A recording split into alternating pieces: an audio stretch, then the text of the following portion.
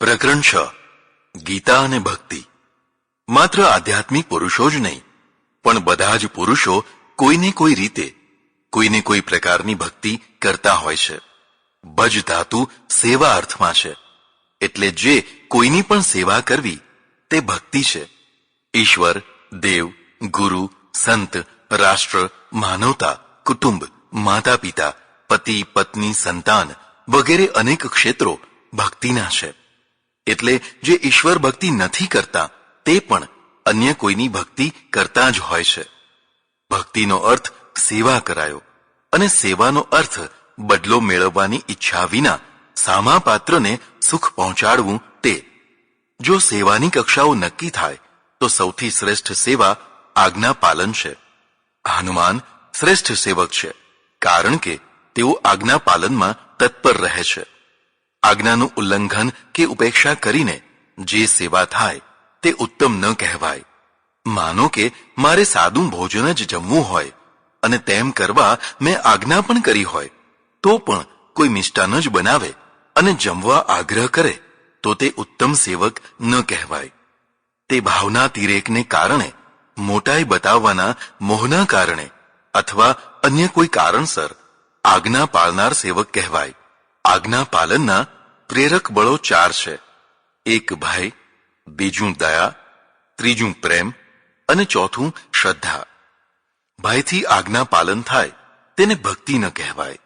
જેમ કે સરકાર વગેરેના ભયથી અમુક આજ્ઞાઓનું પાલન થાય છે. દયાથી પણ ઘણીવાર આપણે કોઈની ઈચ્છાનું પાલન કરતા હોઈએ છીએ, અને સેવાનો એક પ્રકાર કહી શકાય. દયાળુ માણસો આ રીતે દિન દુખીઓની સેવા કરતા હોય છે. આજ્ઞા પાલનનું પ્રેરક બળ પ્રેમ છે. પ્રેમથી બંધાયેલી વ્યક્તિ પોતાના પ્રેમીની પ્રત્યેક ઈચ્છા પૂરી કરવા ગમે તેવા જોખમો, કષ્ટો તથા વિપત્તિઓ ઉઠાવવા તૈયાર રહેતી હોય છે. આજ્ઞા પાલનનું સૌથી પ્રબળ પ્રેરક તત્વ તો શ્રદ્ધા છે. પ્રેમ પોતાની સમાન અથવા પોતાનાથી ઉતરતા માણસને પણ થઈ શકે, જ્યારે શ્રદ્ધા તો પોતાનાથી ચઢિયાતા માણસ ઉપર જ થઈ શકે. એટલે જ શ્રદ્ધામાં આપોઆપ પૂજ્યતા આવી જાય. એમ કહી શકાય કે પ્રેમ તથા ભય બંનેની સાથે જે પૂજ્યતા રહે તેને શ્રદ્ધા કહેવાય. ધર્મ, ધર્મશાસ્ત્ર, ઈષ્ટદેવ, ગુરુ, સંત, વડીલ વગેરે પ્રત્યે શ્રદ્ધા હોય છે. પોતાની શ્રદ્ધાની કક્ષા પ્રમાણે વ્યક્તિ આજ્ઞા પાલન કરી શકતી હોય છે.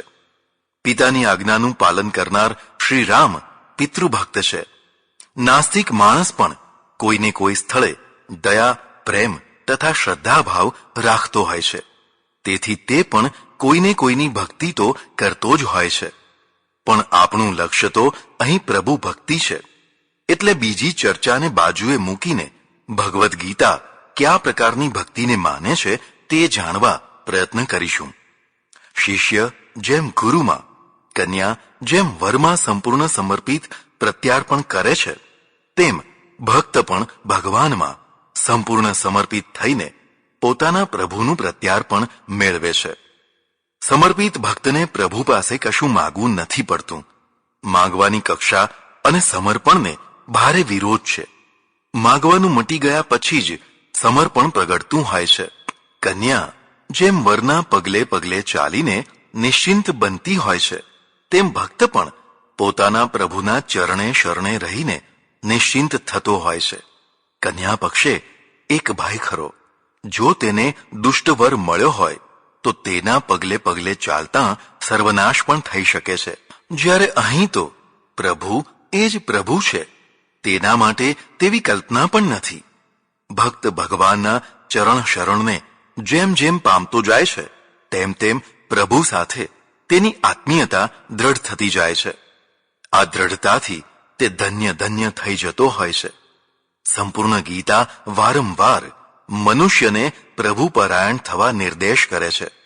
તેને ભક્તિ વિનાનું કોરું જ્ઞાન કે ભક્તિ વિનાના કર્મો પણ પસંદ નથી. જે કાંઈ હોય તે બધું ભક્તિમય હોય તેવો તેનો વારંવાર નિશ્ચિત મત છે. આ માટે તે મતપરમ, મતપરા, મયર્પિત, મદાશ્રય, મચ્ચિત, મન્મના વગેરે શબ્દોનો વારંવાર ઉપયોગ કરે છે. કોઈ પણ અધ્યાયને લઈએ તો પણ આવા શબ્દો કે એને મળતી ભાવના તેમાં અવશ્ય રહેવાની જ. ઉદાહરણ રૂપમાં બીજા અધ્યાયના સ્થિત પ્રજ્ઞના લક્ષણોમાં શ્રી કૃષ્ણ સ્પષ્ટ કહે છે કે કોની પ્રજ્ઞા સ્થિર થઈ શકે.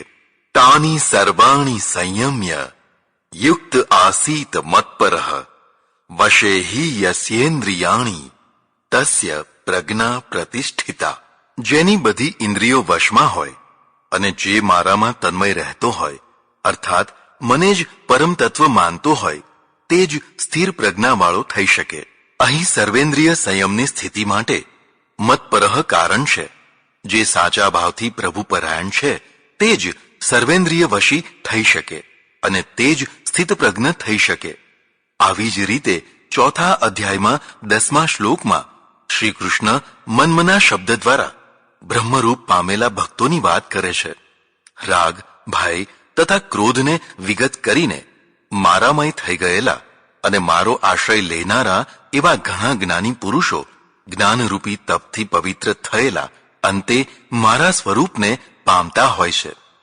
યોગ સાધના કરનાર યોગી માટે પણ ગીતા કહે છે કે ભલે તે આસન પ્રાણાયામ વગેરે કરતો હોય પણ તેનું અંતર્મન તો મત્પરઃ જ હોવું જોઈએ. યોગ ક્રિયા એક ક્લેવર છે. જો તેને ભક્તિરૂપી પ્રાણ ન મળ્યા હોય તો તે મળદું માત્ર છે. એટલે જ ગીતા કહે છે કે યોગીઓએ બાહ્ય પ્રક્રિયાઓની સાથે મત્પરઃ થઈને સાધના કરવી. આવો મત્પરઃ થયેલો યોગી જ અંતે મત સંસ્થાને પ્રાપ્ત કરતો હોય છે. અનીશ્વર તથા અનાત્મવાદી યોગ માર્ગમાં મનને સ્થિર કરવા પ્રાકૃતિક દ્રશ્યો વગેરે નિમિત્ત બનાવાય છે. આવા યોગીઓ મતપરઃ ન હોવાથી મત સંસ્થા અર્થાત ભગવાનનું પરમધામ પ્રાપ્ત કરી શકતા નથી. તેમની યોગ સાધના કદાચ અલ્પકાલિક શાંતિ તો આપે પણ તેથી આગળ ન વધી શકે. જ્યારે ગીતા મતપરઃ થયેલા ભક્તને પ્રભુના ધામ સુધી પહોંચાડવાની વાત કરે છે. ભક્ત ખરેખર પ્રભુ પરાયણ થયો છે તેની ખાતરી કરવા ગીતા ફરીથી એક સ્થિતિમાપક યંત્ર બતાવે છે.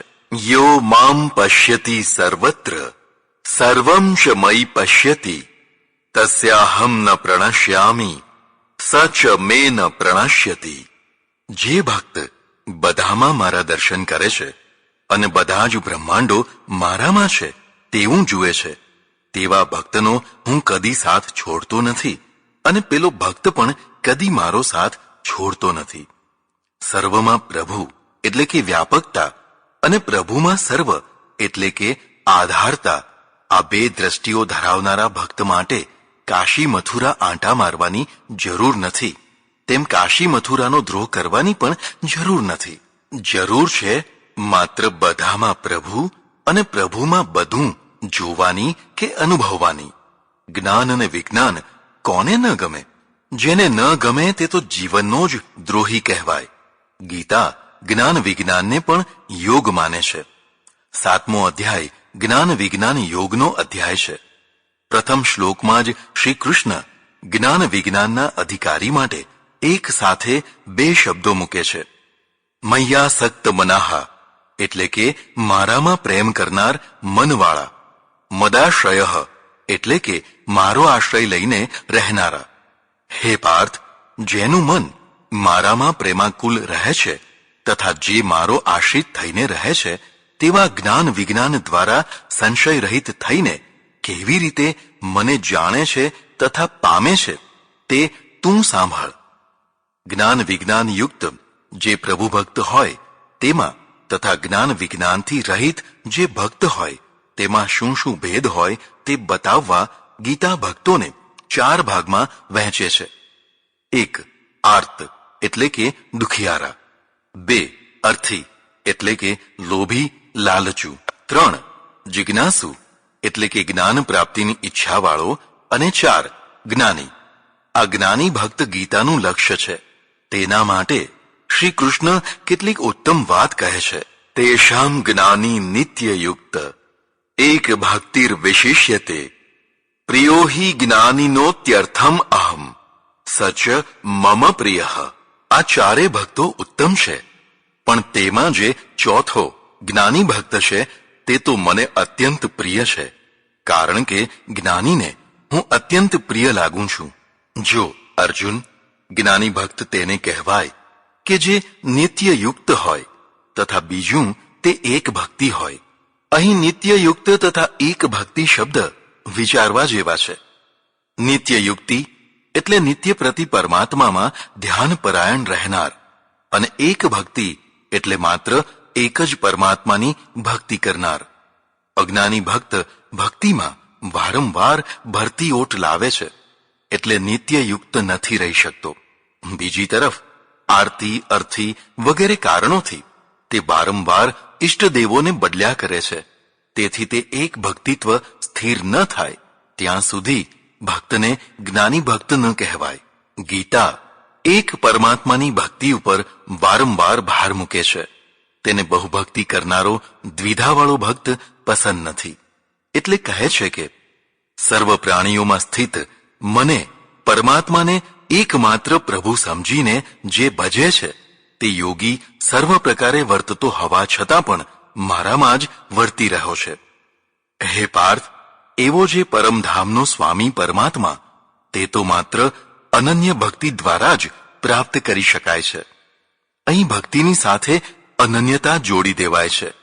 એક ભક્તિ, અનન્ય ભક્તિ, અવ્યભિચારિણી ભક્તિ, એકત્વ વગેરે શબ્દો દ્વારા ગીતા વારંવાર જ્ઞાનીઓની ભક્તિનું સ્પષ્ટીકરણ કરે છે. 9મા અધ્યાયમાં ફરીથી એ જ વાતને જરા વધુ સ્પષ્ટ રીતે કહે છે. હે અર્જુન, મારી 3 પ્રકૃતિઓ છે, રાક્ષસી, આસુરી અને દૈવી. જે વ્યર્થની આશાવાળા, વ્યર્થના કર્મો કરનારા, જે મિથ્યા જ્ઞાનવાળા લોકો છે તે રાક્ષસી પ્રકૃતિવાળા છે. મોહ પમાડનારી તથા મોહ વધારનારી બુદ્ધિવાળા છે તે આસુરી પ્રકૃતિવાળા છે. પણ જે અનન્ય મનથી મારી એક પરમાત્માની ભક્તિ કરનારા છે તે દૈવી પ્રકૃતિવાળા મહાત્મા છે. અહીં દૈવી પ્રકૃતિવાળા માણસને મહાત્મા કહ્યો છે. આવો મહાત્મા પ્રભુમાં અનન્ય મનવાળો હોય. જંત્ર, મંત્ર, તંત્ર વગેરેના અનેક દેવ દેવીઓના પ્રયોગો કરનાર મહાત્મા ન હોય. આગળના શ્લોકમાં એ જ દૈવી પ્રકૃતિવાળા મહાત્મા માટેના લક્ષણો આવી રીતે બતાવ્યા છે. સતત કીર્તન કરનારા, સતત યોગાભ્યાસ કરનારા, સતત દ્રઢવતોમાં રહેનારા, સતત મને, પરમાત્માને નમસ્કાર કરનારા અને ભક્તિ દ્વારા સતત મારામાં નિત્યયુક્ત રહેનાર મહાત્માઓ મારી, પરમાત્માની ઉપાસના કરે છે. આ શ્લોકમાં પણ નિત્યયુક્ત શબ્દ મહત્વનો છે. ગીતા એક પરમાત્માની એક ભક્તિ ઉપર ભાર મૂકે છે, છતાં નીચેની કક્ષાવાળાઓ માટે પણ તે ઉદારતા બતાવે છે. એકત્વેન પૃથક્ત્વેન બહુધા વિશ્વતો મુખમ. જો અર્જુન, કેટલાક જ્ઞાની ભક્તો એકત્વથી ઉપાસના કરે છે તો કેટલાક બીજા ભક્તો મારા અનેક રૂપોને પૃથક પૃથક માનીને ઉપાસના કરે છે, તો બીજા વળી કેટલાક ઉપાસનાના અનેક પ્રકારો દ્વારા ઉપાસના કરે છે. જો કે અંતે તો બધું હું જ છું. પણ પૃથકત્વ ભક્તિવાળા દેવ દેવીઓની ભક્તિ કરીને સ્વર્ગાદી લોકો મેળવે છે અને પુણ્ય ક્ષીણ થાય એટલે ફરી પાછા મર્ત્યલોકમાં પાછા ફરે છે. પણ જે મારું અનન્ય ચિંતન કરનારા જ્ઞાની ભક્તો છે તથા જે મારા પરમાત્મા રૂપમાં નિત્ય પ્રેમાસક્ત રહેનારા છે તેમનો યોગ તથા ક્ષેમ હું વહન કરું છું. અહીં ફરીથી અનન્યાશ્રિતયંતો તથા નિત્યાભિયુક્ત શબ્દથી એ જ પૂર્વ વાતને દ્રઢ કરી દીધી. સાથે સાથે જીવનની આવશ્યકતાઓની એટલે કે યોગની પ્રાપ્તિ તથા પ્રાપ્તની રક્ષા એટલે કે ક્ષેમની જવાબદારી પણ પોતે સ્વીકારી લીધી. ગીતા એકેશ્વરવાદની ઉપાસના દ્રઢ કરાવવા માંગે છે, છતાં તેની ઉપાસનાના ભિન્ન ભિન્ન પ્રકારોને પણ સ્વીકારે છે. સગુણ, નિર્ગુણ, સાકાર, નિરાકાર વગેરે બધા ભેદોનો સમન્વય કરે છે. જો અર્જુન, પત્ર, પુષ્પ, ફળ અને માત્ર પાણી જેવી સામાન્ય વસ્તુઓ પણ કોઈ ભક્તિભાવથી તરબોળ થઈને મને અર્પણ કરે તો હું તેનો સ્વીકાર કરું છું. અહીં પત્ર પુષ્પાદી સામગ્રીનો સ્વીકાર બતાવ્યો છે, પણ તે અત્યંત ભક્તિથી કરાયો હોય તો નોકર કે પૂજારી વગેરે દ્વારા ભક્તિ વિનાના 56 ભોગ ધરાવ્યા હોય તો દુર્યોધન કો મેવા ત્યાગી સાગ વિદુર ઘર ખાઈ જેવી સ્થિતિ થાય. અર્જુન સંપૂર્ણ વિશ્વમાં એક રસ થઈને હું સમભાવથી રહું છું. મારો કોઈ દ્વેષી પણ નથી, તે મારો કોઈ પ્રિય નથી.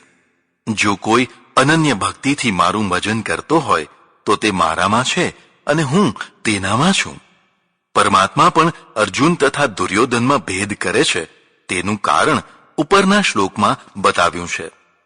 દુર્યોધન પ્રત્યે દ્વેષ નથી, પણ અર્જુન ભક્તિભાવવાળો હોવાથી ટાણાવાણાની માફક ઓતપ્રોત થઈ ગયેલો છે. ગીતાની અસીમ ઉદારતા જોવી હોય તો આગળનો શ્લોક જુઓ. તે કર્મવાદી હોવા છતાં કોરો કર્મવાદી નથી, પણ પ્રેમવાદી પણ છે. બસ પ્રેમ આવતાં જ કર્મના નિયમો ઢીલા થઈ પડી જાય છે. જુઓ તે શું કહે છે. કોઈ અત્યંત દુરાચારી હોય પણ અનન્ય ભાવથી પશ્ચાતાપૂર્વક જો મારું ભજન કરે તો તે દ્રઢ નિશ્ચયવાળો તરત જ સાધુપણાને એટલે કે શ્રેષ્ઠત્વને પ્રાપ્ત થાય છે તેવું તું માન. આવો માણસ તરત જ ધર્માત્માની કક્ષાએ પહોંચે છે અને પરમ શાંતિ પ્રાપ્ત કરે છે. હે કૌંતેય, લે હું તને વચન આપીને કહું છું કે હું કદી પણ મારા ભક્તનું પતન કે વિનાશ થવા દેતો નથી. માટે હે અર્જુન, મન્મના એટલે કે મારામાં મનવાળો થા. મદભક્ત એટલે કે મારો ભક્ત થા. મત્યાજી એટલે કે મારું પૂજન કરનારો થા. મને નમસ્કાર કરનારો થા. મારા પરાયણ થઈને અંતે તું મને જ પ્રાપ્ત થઈ જઈશ. 9મા અધ્યાયનો આ શ્લોક ઉત્તમ ભક્ત માટે ઘણું બધું કહી જાય છે. અર્થાત સર્વભાવથી પ્રભુ પરાયણ થા.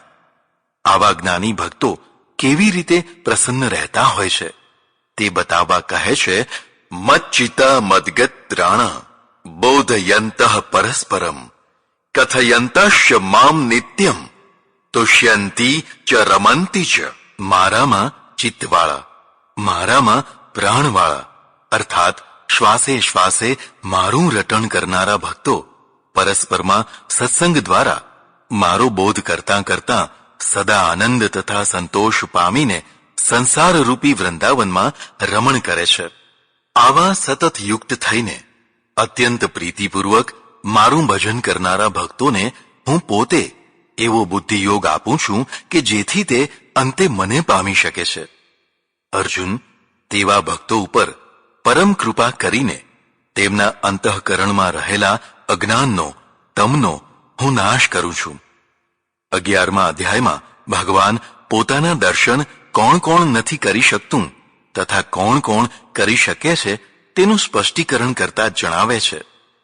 વેદ મંત્રોના રાગડા તાણવાથી, બહુ મોટા યજ્ઞો કરવાથી કોઈ મને જાણી શકતો નથી કે પામી શકતો નથી, પણ અનન્ય પ્રેમ લક્ષણા ભક્તિથી જ હે અર્જુન હું જાણી શકાઉં છું. તેવી ભક્તિથી મારા દર્શન પણ થઈ શકે છે તથા તેવી ભક્તિથી ભક્તજન મારામાં પ્રવેશી પણ શકે છે.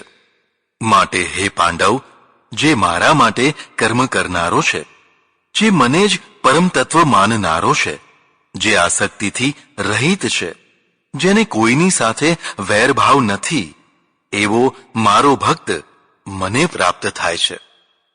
ગીતાનો 12મો અધ્યાય ભક્તિયોગ છે. તે ગીતાનું હૃદય છે. સંપૂર્ણ ગીતા ભક્તિથી ભરી છે, પણ 12મા અધ્યાયમાં તો ભક્તિ તથા ભક્તના લક્ષણો ખૂબ તલસ્પર્શિતાથી અપાયા છે. અર્જુનના પ્રશ્નથી 12મો અધ્યાય શરૂ થાય છે.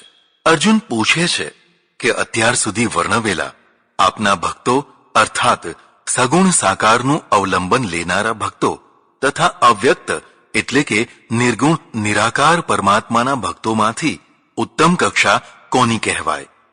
શ્રી કૃષ્ણે બહુ જ કુશળતાથી જણાવ્યું કે સાકાર કે નિરાકાર કોઈ પણ પ્રકારની ઉપાસના વાળો ભક્ત જો મારામાં મન લગાવીને નિત્યયુક્ત થઈને મારી ઉપાસના કરે તથા પરાશ્રદ્ધા દ્વારા અચળ રહે તેવા ભક્તોને હું પરમ યોગી માનું છું. પણ અવ્યક્તની ઉપાસના કરનારા ભક્તોની ઉપાસનામાં પ્રત્યક્ષ અવલંબન ન હોવાથી તેની ઉપાસના ક્લેશદાયી થઈ જતી હોય છે. પણ આવા ભક્તો સર્વત્ર સમબુદ્ધય એટલે કે સૌમાં સમભાવ રાખનારા તથા સર્વભૂત હિતે રતાહ એટલે કે સર્વ પ્રાણીઓના હિતમાં રચ્યા પચ્યા રહેનારા હોય છે. તે પ્રાપ્નુવંતી મામેવ એટલે કે તે પણ મને એટલે કે પરમાત્માને જ પ્રાપ્ત કરી લેતા હોય છે. ગીતા જ્યારે પણ પોતાનો અભિપ્રાય આપે છે ત્યારે પૂર્ણ સંતુલનથી આપે છે. જો તેણે સાંપ્રદાયિક દ્રષ્ટિકોણથી ઉત્તર આપ્યો હોત તો કાં તો સાકાર એટલે કે વ્યક્તનો અથવા નિરાકાર એટલે કે અવ્યક્તનો પક્ષ લીધો હોત. ગીતાને મન સાકાર નિરાકાર મહત્વની વસ્તુ નથી. મહત્વ છે ઉપાસકના ગુણોનું, જે ગુણો તેની કક્ષાને ઉત્તમ બનાવે છે. ગીતા એટલે તો કહે છે કે હે પાર્થ, જેમની બધી પ્રવૃત્તિઓ પ્રભુ પ્રીત્યર્થ થતી હોય, જે અનન્ય યોગથી મારી એટલે કે પરમાત્માની ઉપાસના કરતા હોય, તેવા કોઈ પણ માર્ગે વ્યક્ત કે અવ્યક્ત ચાલનારા ભક્તો માટે મૃત્યુરૂપી સંસાર સાગરથી હું ઉદ્ધાર કરનારો થઈ જાઉં છું. મારી આ જવાબદારી છે. પણ હા, જો તે મૈયાવેશિત ચિત્તવાળો હોય તો. માટે અર્જુન, તું બીજી બધી સાધનાઓ પડતી મૂકીને મારામાં મન લગાવ, મારામાં બુદ્ધિ લગાવ, અર્થાત તારું મનન અને ચિંતન પ્રભુમય થવા દે. બસ જો તારા મન તથા બુદ્ધિ મારામાં લાગેલા હશે તો અંતે તું મારામાં જ મારો થઈને રહી જઈશ. સંશય ન કર. પોતાના સ્વભાવ પ્રમાણે ગીતા પ્રત્યેક વસ્તુના ગુણો બતાવે છે.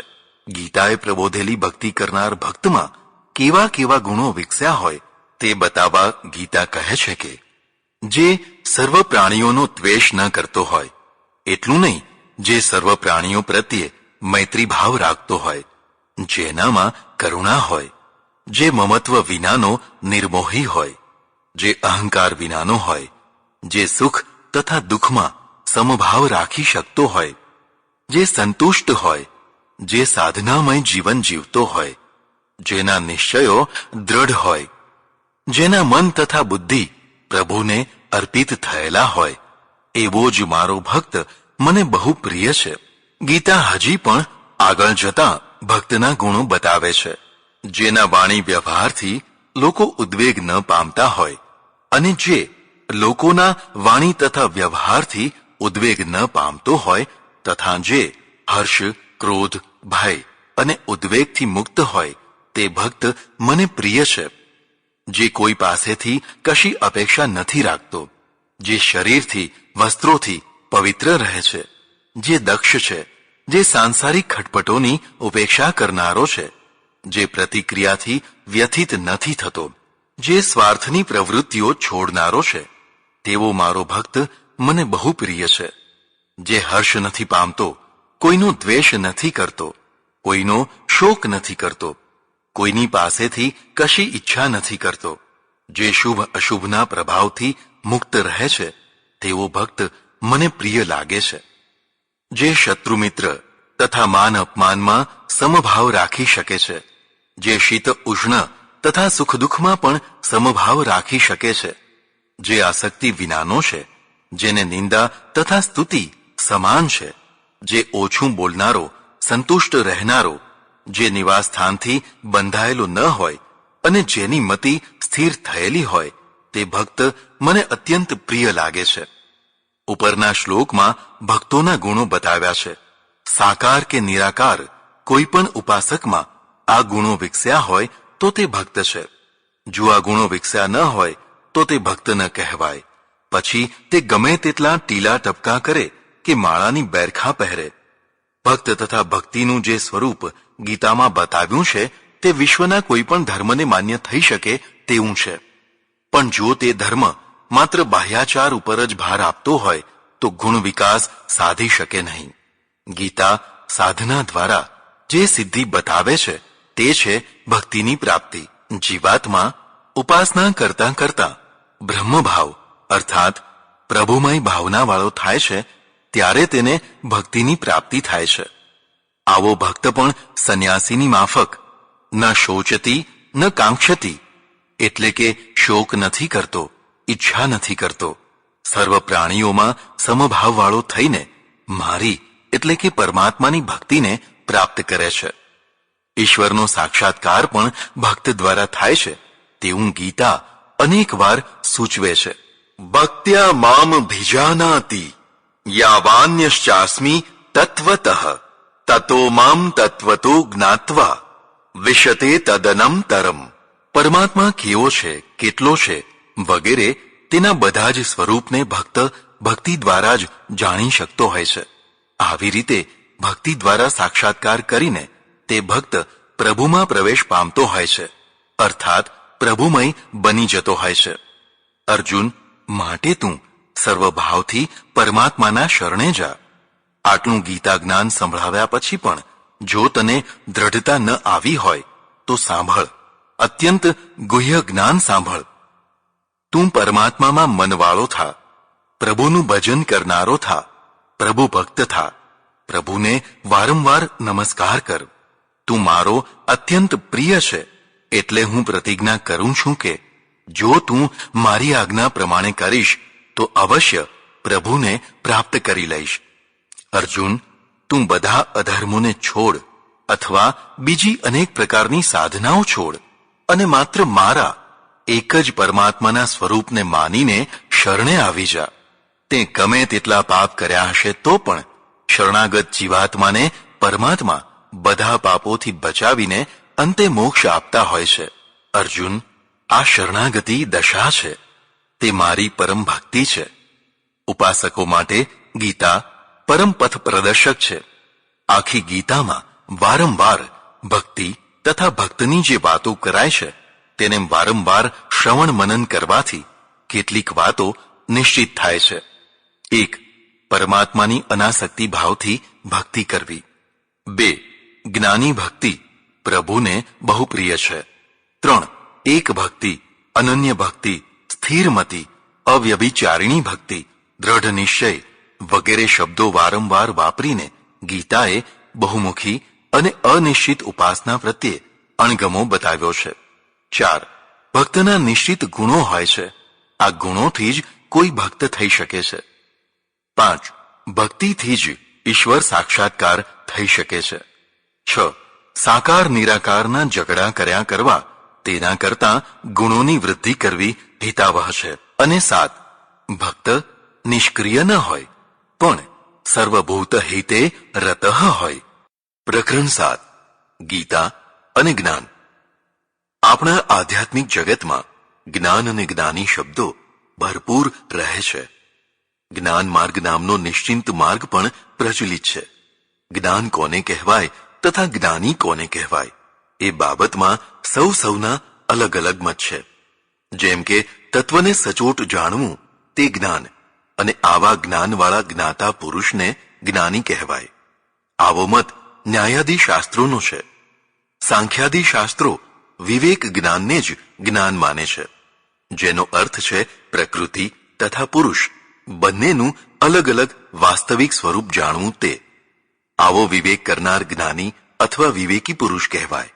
જૈન તથા બૌદ્ધાદિનું કથન છે કે ચૈતન્ય તથા જડના મૂળભૂત વાસ્તવિક તત્વને જાણીને ક્રમે ક્રમે જ્ઞાનનો વિકાસ કરી પૂર્ણ સત્ય રૂપને જાણવું તે સમ્યક જ્ઞાન કહેવાય. વેદાંતિઓનું કથન છે કે એકમાત્ર બ્રહ્મ જ સત્ય છે, બાકી બધું મિથ્યા પ્રપંચ છે તથા હું પોતે જ બ્રહ્મ છું. મારા સિવાય બીજા કોઈની સત્તા નથી તેવું દ્રઢ અપરોક્ષ જ્ઞાન તે જ જ્ઞાન છે. વૈજ્ઞાનિકોનું કથન છે કે પ્રયોગશાળા દ્વારા સાબિત થયેલા સચોટ નિર્ણયોનું જ જ્ઞાન છે. પ્રયોગશાળામાં જે સિદ્ધ ના થઈ શક્યું હોય તે માન્યતાઓ માત્ર છે, તેને સંભાવનાઓ કહી શકાય, જ્ઞાન નહીં. નાસ્તિકોનું કથન છે કે જે ઇન્દ્રિયો વગેરે દ્વારા સાબિત થાય તે જ જ્ઞાન છે, બાકીનું બધું અજ્ઞાન છે. આવી રીતે જ્ઞાન અને જ્ઞાનીના સ્વરૂપ વિશે અસંખ્ય પ્રકારની માન્યતાઓ પ્રચલિત થઈ રહી છે. ખાસ કરીને આધ્યાત્મિક ક્ષેત્રમાં જ્ઞાન તથા જ્ઞાની વિશે ભારે મતભેદ તથા દ્વિધાજનક વાતાવરણ છે. ઘણા લોકો આજે પણ કહે છે કે જ્ઞાનીને કરતાપણું ન હોય, દેહાદી સાથે લેવા દેવા ન હોય, જ્ઞાનીને પાપ પુણ્ય ન હોય, જ્ઞાની માત્ર પ્રારબ્ધ ભોગવીને જ જીવતો હોય છે, જ્ઞાની જ પરમાત્મા છે, જ્ઞાનીને કોઈ કર્તવ્ય હોય જ નહીં, જ્ઞાની કરતા ભોગતાપણાથી પર છે, જ્ઞાની માટે જન્મ મરણ સ્વર્ગ મોક્ષ પણ નથી, વગેરે વગેરે અનેક પ્રકારની માન્યતાઓ પ્રવર્તે છે. નવાઈ તો ત્યારે થાય છે કે જ્યારે બધા તથાકથિત જ્ઞાનીઓ પરસ્પરમાં વિમત રાખનારા તથા પોતે જ સાચા છે અને બીજા બધા ખોટા છે તેવું માનીને અસહિષ્ણુતા દાખવનારા જોવા મળે. જ્ઞાન અને જ્ઞાની વિશે ગીતા કેવી દ્રષ્ટિ ધરાવે છે તે જો પૂર્વગ્રહ વિના સમજી શકાય તો મત જ્ઞાનમાં ગૂંચવાયેલા માણસો ગ્રંથિ મુક્ત થાય તેવું લાગે છે. એટલે આપણે ગીતાની દ્રષ્ટિએ જોવા સમજવાનો પ્રયત્ન કરીએ.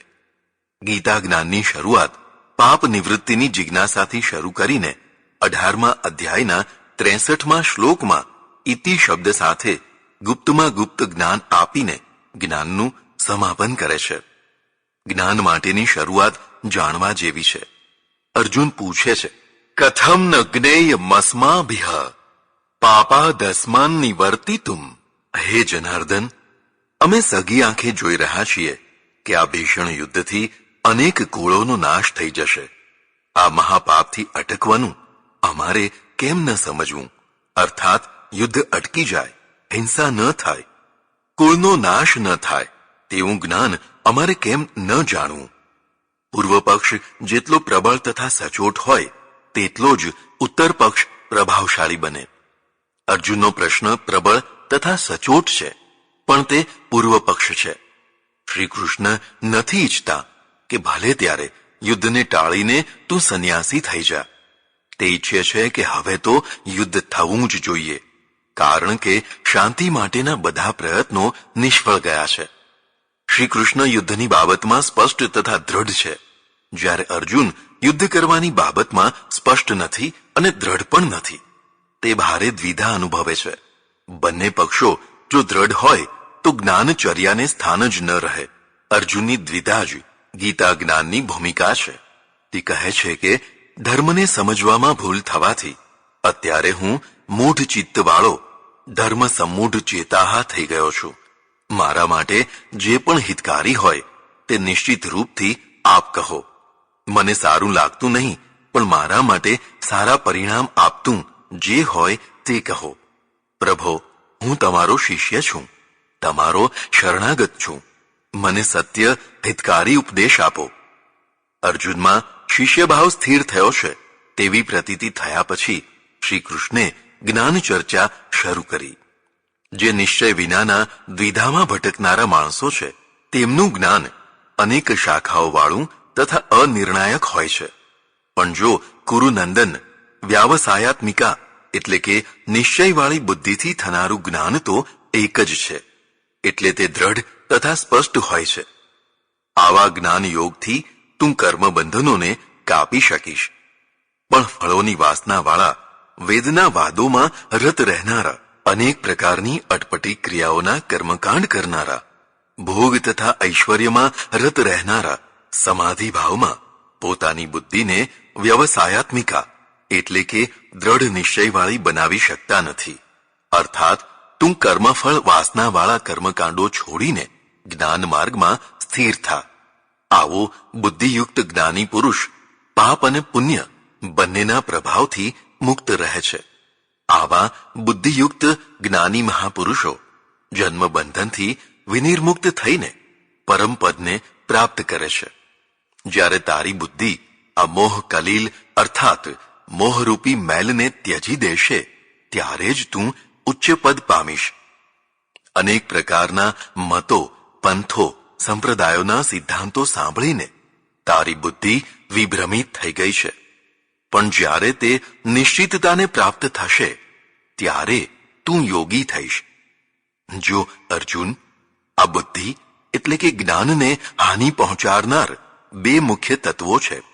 એક બાહ્ય અને બીજું આંતર છે. બાહ્ય તત્વ તો અનેક મત મતાંતરો સાંભળવાથી થયેલી વિભ્રાંતિ છે.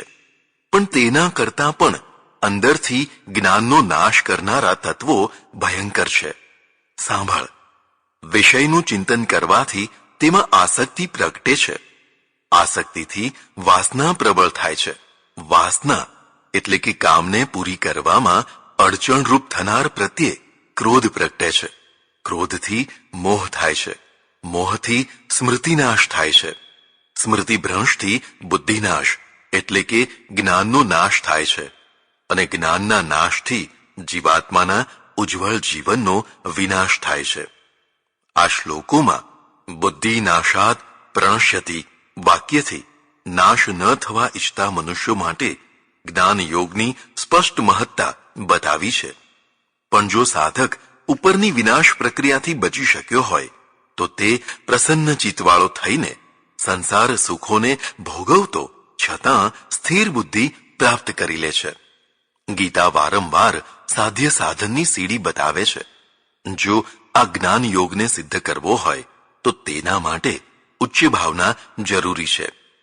કોરી બુદ્ધિથી જ્ઞાની ન થવાય. જ્ઞાની માટે પણ ઊંચી ભાવના જરૂરી છે. નાસ્તિ બુદ્ધિર્યુક્તસ્ય ન ચાયુક્તસ્ય ભાવના ન ચાભાવયતઃ શાંતિર શાંતસ્ય કુતઃ સુખમ. ઉપરના બે શ્લોકો દ્વારા બતાવાયેલી સ્થિતિ અર્થાત રાગ દ્વેષ મોહથી પર થઈને જે શબ્દ સ્પર્શાદી વિષયો નથી સેવતા પણ રાગ દ્વેષ મોહથી ભરપૂર બનીને સેવે છે તે અયોગીને આ જ્ઞાન યોગ પ્રાપ્ત થતો નથી. વળી તેવા અયોગીને વસ્તુઓ પ્રત્યે ઉચ્ચ ભાવના પણ થતી નથી. તે તો પોતાના ઇન્દ્રિય સુખો ભોગવવા માત્ર સ્વાર્થથી જ પ્રવર્તતો હોવાથી ભાવનાહીન થઈ જાય છે. એટલે તેને શાંતિ પણ થતી નથી. અને જેને શાંતિ ન હોય તેને સુખ તો હોય જ ક્યાંથી. આ શ્લોકમાં અયોગી શબ્દનો અર્થ રાગ દ્વેષથી વિષયોનું સેવન કરનારો તેવો છે. તેથી મુક્ત રહેનારને ગીતા યોગી કહે છે. તેવો યોગી ઉચ્ચ ભાવનાવાળો હોય. ભાવનાથી સ્વાર્થની જગ્યાએ પરમાર્થ વૃત્તિ વિકસે છે. શબ્દાદી વિષય સેવનમાં પણ સ્વાર્થી માણસ કરતા પરમાર્થી માણસ વધુ શાંતિ મેળવતો હોય છે. તે જ સુખી થતો હોય છે અને તે જ જ્ઞાન યોગી પણ થતો હોય છે. આસક્તિની પ્રબળતા જેટલી વધારે તેટલો સ્વાર્થ વધારે. અનાસક્તિની ઉચ્ચતા જેટલી વધારે તેટલો પરમાર્થ વધારે. આવી પ્રક્રિયા હોવા છતાં ગીતા જ્ઞાન ભૂમિકાએ ન પહોંચી શકેલા અથવા અક્ષમ લોકો માટે બુદ્ધિભેદ કરાવવા માંગતી નથી. તે ઈચ્છે છે કે જ્ઞાની પુરુષે અજ્ઞાનીની કક્ષાનો વિચાર કરીને તેને તેના માર્ગે ચાલવા દેવો. તેનો બુદ્ધિભેદ ન કરવો. કારણ કે તે ઊંચી વાત ગ્રાહ્ય નહીં કરી શકે. અને જો પોતાના માર્ગને છોડી દેશે તો અતોભ્રષ્ટ તતોભ્રષ્ટ થઈ જશે. માટે વિજ્ઞાન જ્ઞાનીએ સમય પાકે ત્યાં સુધી તેના માર્ગે તેને ચાલતા રહેવાની પ્રેરણા આપવી. ઉપરના શ્લોકોમાં બતાવાયું હતું કે જ્ઞાનના વિરોધી બે તત્વો છે, આંતરતત્વ તથા બાહ્ય તત્વ. આંતરતત્વની વધુ સ્પષ્ટતા કરતા ગીતા જણાવે છે, કામ વાસના રૂપી જે પ્રચંડ અગ્નિ છે તેના દ્વારા તેના આવેગોથી જ્ઞાન દબાઈ જાય છે. આ અગ્નિ ભૂખ્યો હોય તો લાંબી લાંબી જીહવાથી ખાઉં ખાઉં કરતો હોય છે. અને જો તેને તેનો આહાર આપો તો કદી કાયમ માટે ધરાતો નથી.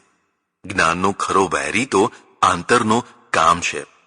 જે વ્યક્તિ આ કામ વાસનાનું યથોચિત સંયમપૂર્વક આયોજન કરી શકે છે તે જ જ્ઞાનના પ્રભાવને અક્ષુણ્ણ રાખી શકે છે. કરોડ પ્રયત્નો કરીને પણ કામનો કાયમી નાશ નથી થતો. પણ તેનું આયોજન કરવામાં આવે તો આ મહાશત્રુ પણ મિત્ર બની જાય છે. ગીતા તેનું આયોજન પણ બતાવે છે. ધર્મા વિરુદ્ધો ભૂતેષુ કામોસ્મી ભરતર્ષભ. ધર્મથી અવિરુદ્ધ અર્થાત ધર્મમાન્ય જે કામ વાસના પ્રાણી માત્રમાં આવેગ રૂપે મૂકેલી છે તે મારી પરમાત્માની દિવ્ય વિભૂતિ છે. કામ વાસનાને વિભૂતિ કેમ માનવામાં આવી તેવી શંકાના સમાધાન માટે ગીતા પોતે જ આગળ કહે છે, પ્રજનશ્ચાસ્મી કંદર્પઃ.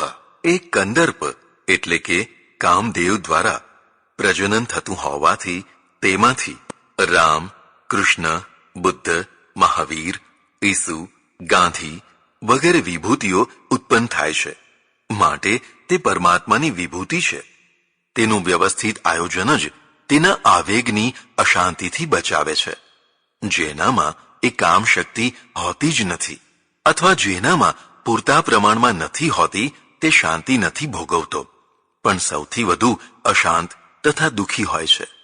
ગીતા જ્યારે કામનો નાશ કરવાનું કહે છે ત્યારે તેનો અર્થ વશમાં કરવાનો એમ સમજવાનો છે.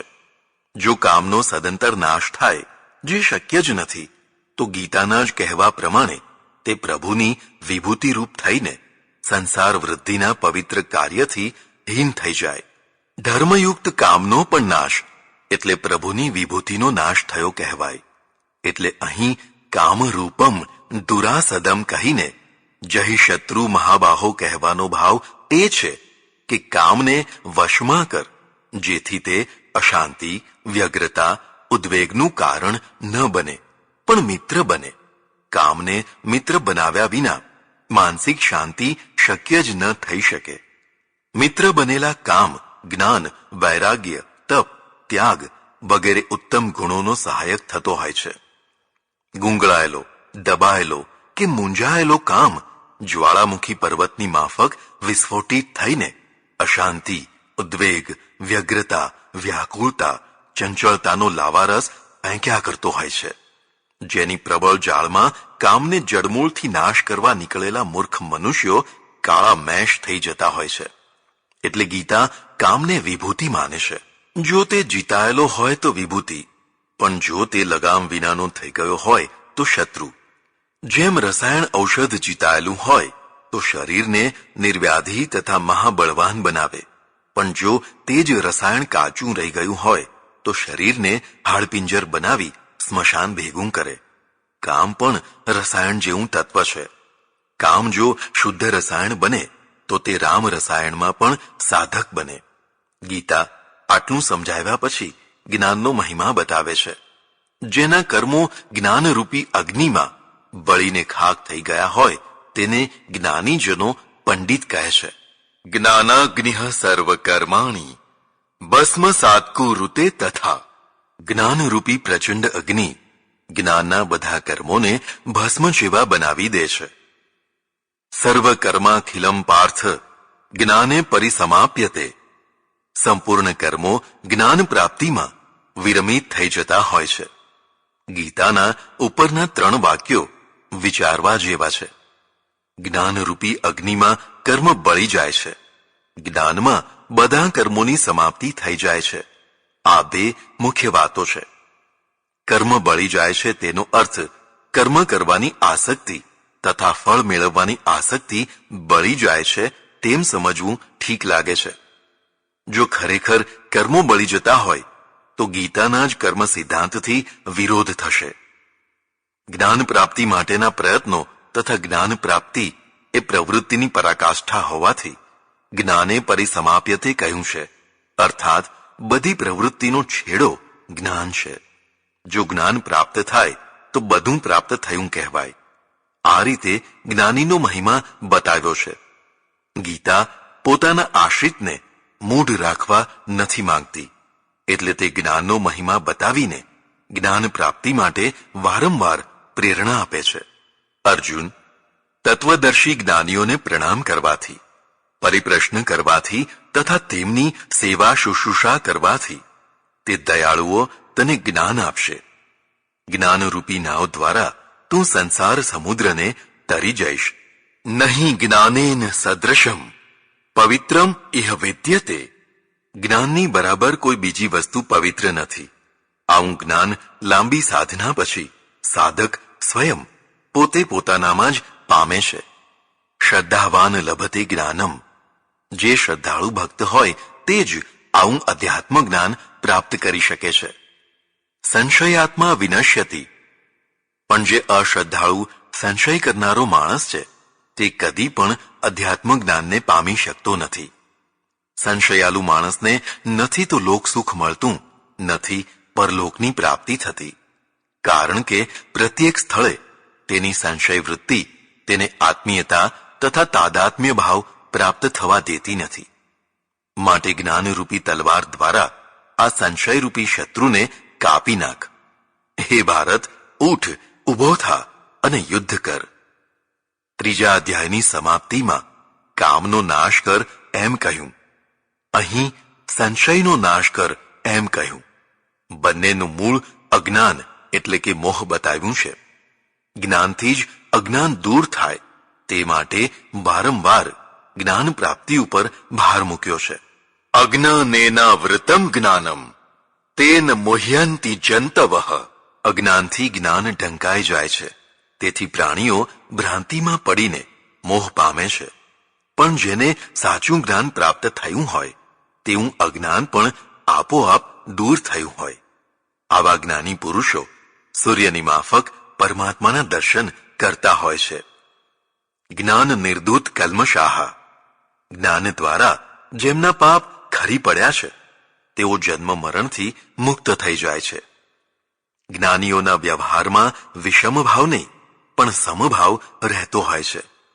વિદ્વાન બ્રાહ્મણમાં, ગાયમાં, કૂતરામાં તથા ચાંડાલમાં જ્ઞાનીઓ સમદ્રષ્ટિ રાખતા હોય છે. અહીં સમદર્શન શબ્દ મહત્વનો છે, સમવર્તન શબ્દ નથી. વર્તનમાં યથાયોગ્યતા હોવી ઘટે.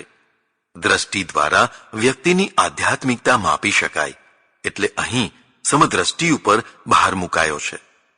પણ માત્ર દ્રષ્ટિથી જ પૂરી પરિસ્થિતિ ન સમજી શકાય, એટલે હવે જ્ઞાની માટે સુખ દુઃખોની પ્રાપ્તિ પ્રસંગે થનારી પ્રતિક્રિયાને બતાવે છે. દુઃખનું કારણ ઇન્દ્રિયો તથા તેના શબ્દ સ્પર્શાદી ભોગો છે.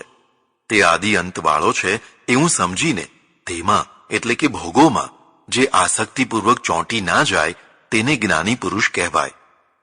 કોઈ માણસને ભોગો જરાય ખપતા ન હોય તો પણ કાં તો ભોગો તેનો પીછો કરતા હોય અથવા તે પોતે અનિચ્છાએ પણ ભોગો પાછળ દોડતો હોય તો તેને જ્ઞાની કે યોગી ન કહેવાય.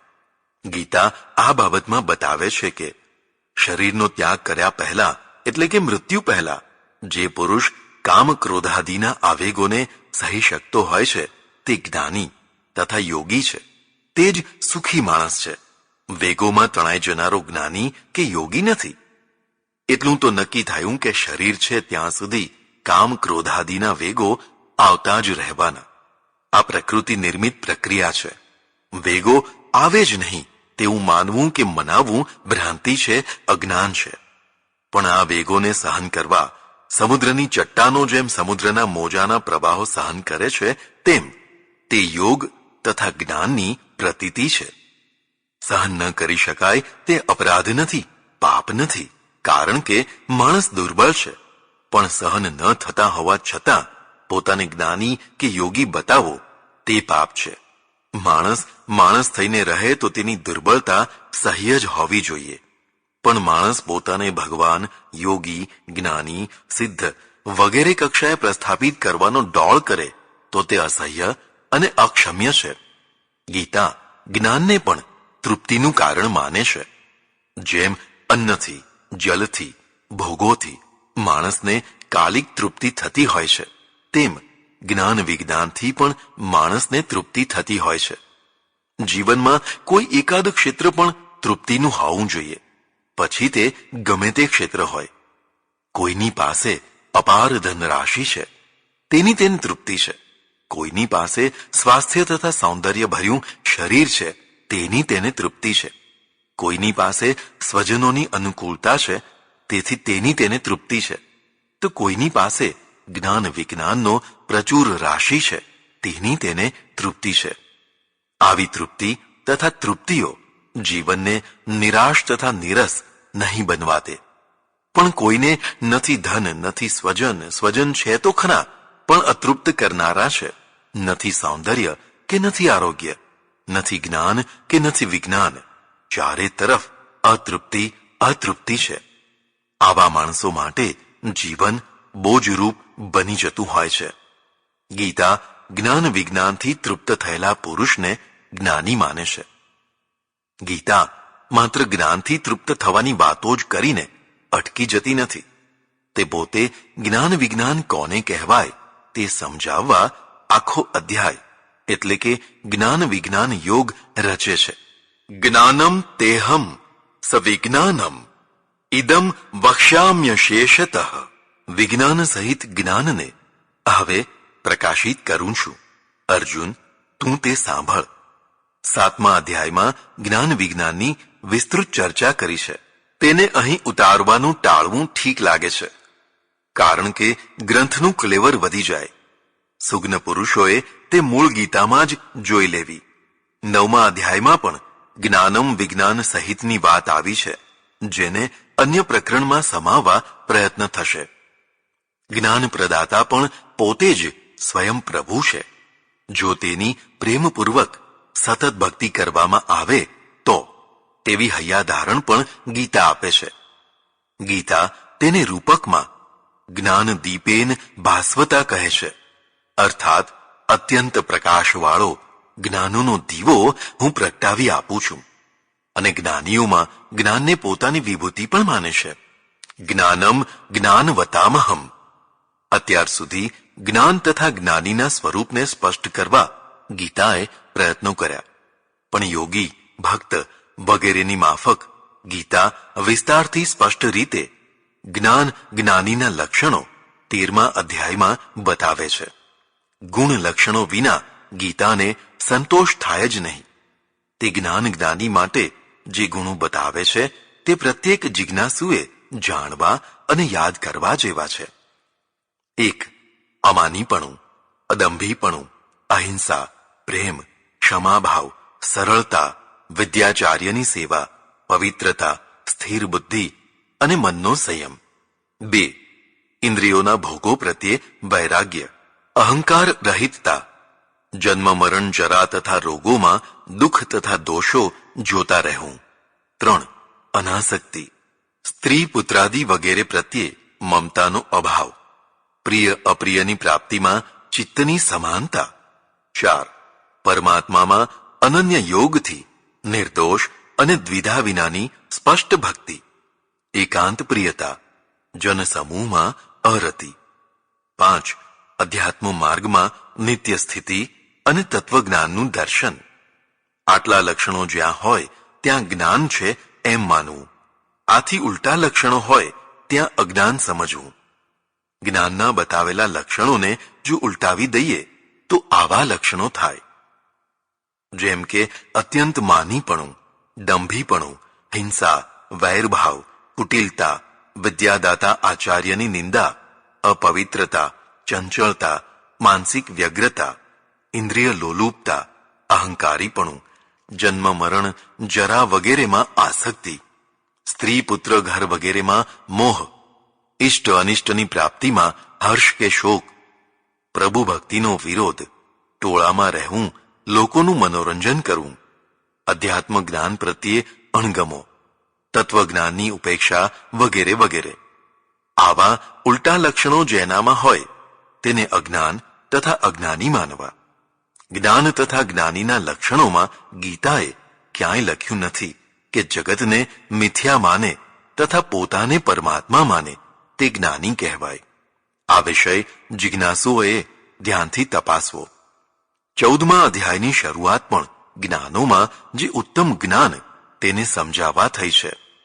આવું સર્વોત્તમ જ્ઞાન જેને પ્રાપ્ત થાય તેને મળનારું ફળ પણ ગીતાએ બતાવ્યું તે છે પરમાત્મા જેવા ધર્મો, એટલે કે સત, ચિત્ત અને આનંદની પ્રાપ્તિ. જ્ઞાન એ જ આત્મા છે તથા જ્ઞાન એ આત્માનો ગુણ છે. આવી બે મુખ્ય માન્યતાઓ દર્શનોમાં પ્રચલિત છે. આ બંને માન્યતાઓ બરાબર નથી. ગીતા જ્ઞાનને પણ ગુણોથી સંબદ્ધ માને છે. 13મા અધ્યાયમાં ક્ષેત્રની વ્યાખ્યા કરતા ગીતાએ જણાવ્યું કે બુદ્ધિર વ્યક્તેવ મેવ ચ ઇતિ ક્ષેત્રમ, અને ક્ષેત્ર એટલે ઇદમ શરીરમ કૌંતેય ક્ષેત્રમિત્યભિધીયતે. આ શરીર એક ક્ષેત્ર છે, તેને જાણનારો આત્મા તે ક્ષેત્રજ્ઞ છે. બુદ્ધિ અથવા જ્ઞાનને આત્મારૂપ કે આત્માના ગુણો તરીકે બતાવી નથી, પણ જ્ઞાન તથા બુદ્ધિ બંનેને 3 ગુણોથી અભિભૂત થતા બતાવ્યા છે. જેમ કે બધા પ્રાણીઓમાં એક જ પરમાત્માના દર્શન કરાવનારું જે જ્ઞાન, તેને સાત્વિક જ્ઞાન કહેવાય. માણસ આધ્યાત્મિકતાની પરાકાષ્ઠાએ પહોંચે ત્યારે તેને નાતજાત, ઊંચ નીચ, મારું તારું વગેરે ભેદોની જગ્યાએ ભાવનાત્મક રીતે એક જ પરમાત્મા સરખી રીતે પ્રકાશી રહ્યો છે તેવી પ્રતીતિ થાય. આવું જે સમભાવવાળું જ્ઞાન, તેને ગીતા સાત્વિક જ્ઞાન કહે છે. વાસુદેવ સર્વમિતિ સ મહાત્મા સ દુર્લભ. બધું વાસુદેવમય જગત છે તેવું જોનાર મહાત્મા અત્યંત દુર્લભ છે. અહીં એટલું યાદ રહે કે આ ભાવનાત્મક જ્ઞાન છે. જે મૂર્તિમાં ભગવાન, દૂધમાં ઘી, તેમ પ્રાણી માત્રમાં એક અખંડ પરમાત્માની પ્રતીતિ કરાવનારું જ્ઞાન સૌના પ્રત્યે પ્રેમ, સમતા અને મૈત્રી ભાવ પ્રગટાવશે. હવે રાજસ જ્ઞાન બતાવે છે. મનુષ્યોમાં બ્રાહ્મણ શુદ્રાદિ ભેદ કરનારું, અર્થાત ઊંચ નીચ, પવિત્ર અપવિત્ર, પ્રેમ ઘૃણા વગેરે ભાવ પ્રગટાવનારું જ્ઞાન, તેને રાજસ જ્ઞાન જાણ. હવે તામસ જ્ઞાન બતાવે છે. જે જ્ઞાનથી કાર્યના સાચા સ્વરૂપને સમજી શકાય નહીં, તેમજ તેના કારણોને પણ યથાર્થ સમજ્યા વિચાર્યા વિના કાર્યના બાહ્ય રૂપથી મોહ પામીને આસક્ત કરી દે તથા જે અલ્પમાત્ર હોય તેવા જ્ઞાનને તામસ જ્ઞાન કહેવાય. અહીં કાર્યકારણની યથાર્થતા તથા વસ્તુને ચતુર્દિક યાથા તથ્ય રૂપથી જાણવા સમજવા વાળો અભાવ તથા તેના પરિણામે વસ્તુમાં મોહિત થઈ જવું, તેને તામસ જ્ઞાન કહ્યું છે. જ્ઞાન તથા બુદ્ધિ એક જ તત્વ છે. બંને મસ્તિષ્કમાં નિષ્પન્ન થાય છે.